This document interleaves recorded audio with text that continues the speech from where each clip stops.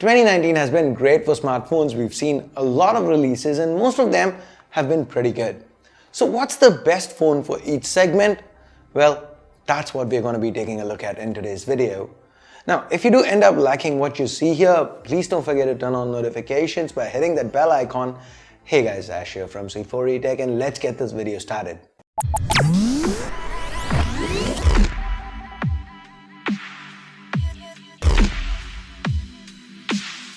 So let's start with the 10K segment.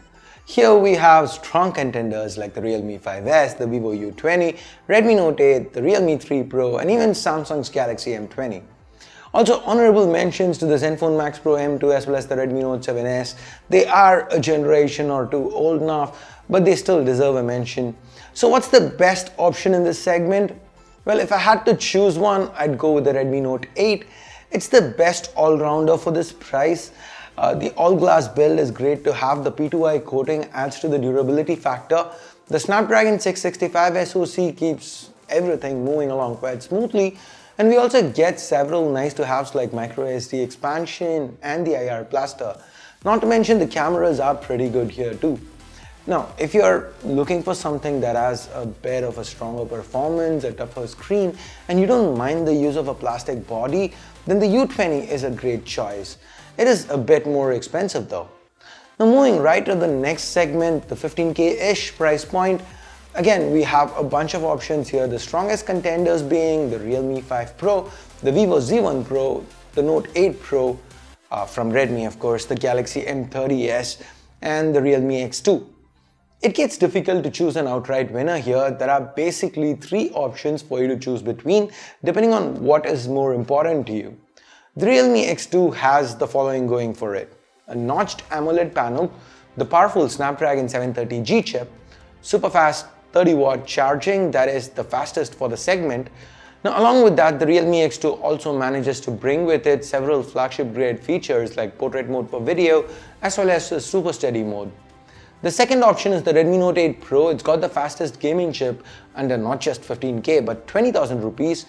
The camera hardware is the same as the X2. While the X2 does better with selfies and videos, the Note 8 Pro does have a slight advantage with stills. Of course, the same nice-to-haves that we saw with the Redmi Note 8, they make a return here too. And on top of that, we get a 19-watt fast charger included in the box, making this a complete package.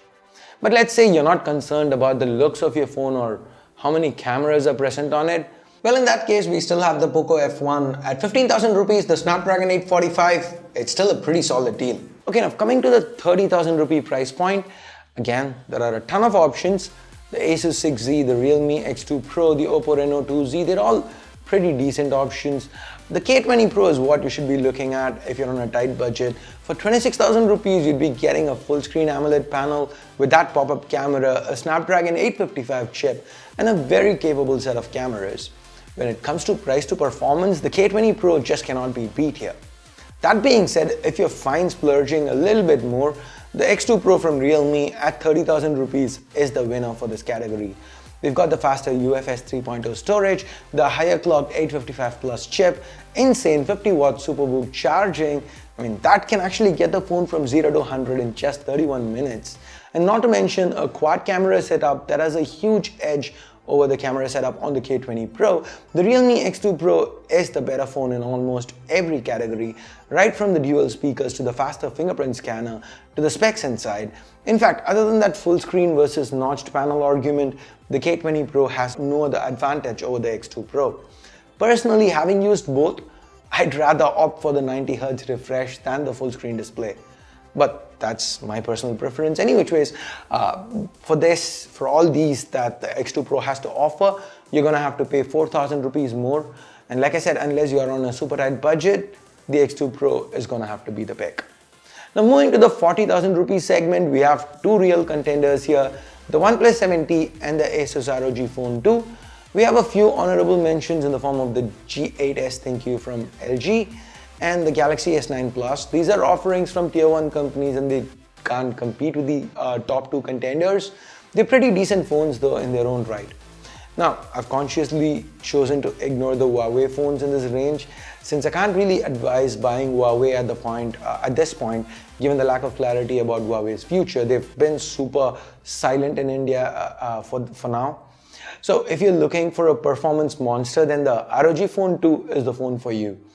If gaming is something you're even mildly interested in, then that 120Hz panel, the 855 Plus chip, and more importantly, Asus's entire ecosystem built around this device should make it worth buying. And it's not just that, the battery life is insane. A 6000 mAh battery, the highest capacity on a proper flagship. Now, if you want something a little sleeker, more mainstream, then the OnePlus 7T it is. It's got better optics, it's substantially lighter, a lot less gamery with aesthetics. It's still got a 90Hz refresh rate, and hey, if you want it, I've got a detailed comparison video between these two. I'll leave a card to that. So go on, check it out for the pros and cons of each. Now finally, we move on to the flagship tier, the 50K and above segment. Well, if you loved everything about the OnePlus 7T but wanted a little more oomph to it, the OnePlus 7T Pro comes with a 90Hz Quad HD Plus curved display and a pop-up camera. It retails for 54,000 rupees though, so basically flagship price. And if we draw that comparison, the cameras might be a little lacking. Now if you want the best of the best that Android has to offer, then you're gonna have to go for the Galaxy Note 10 Plus. Samsung's latest offering in the Note series comes with all the bells and whistles you could ask for.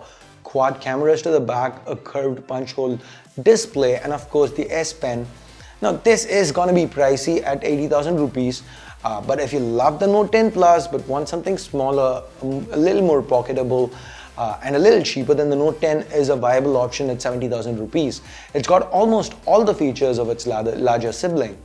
Of course, if you'd rather go for an iOS device, you could get the iPhone 11. It starts at 64,000 rupees, comes with the latest A13 Bionic, and the cameras have been great. It lacks one of the sensors of the Pro. Now for the full Apple experience, you're gonna have to go with that Pro. It starts at 1 lakh rupees to be precise. Now that gets the triple cameras, the higher resolution OLED panel, an 18-watt fast charger is included in the box. Of course, if you want the largest display that Apple has to offer, that's going to be the 11 Pro Max, and that starts at 1,10,000 rupees. You get the larger display and about 30% higher capacity battery. So these are my picks for every segment at the end of 2019. Do you agree with what I've had to say in this video? Do you agree with the picks, or do you feel there's some other great value phone that I've kind of missed here? Some Moto phones, some Nokia. I'm pretty sure there are some Nokia fans out there who are saying I've missed out on a Nokia phone. So if there is something, let me know in the comments below. And if you're in the market for a phone for the holiday season and you're looking to buy one of these, then do check the description below. I've got direct links to most of them there. Also, let me know if you'd like to see more of these kind of videos. I was thinking maybe I can do one of these every quarter. Let me know in the comments again.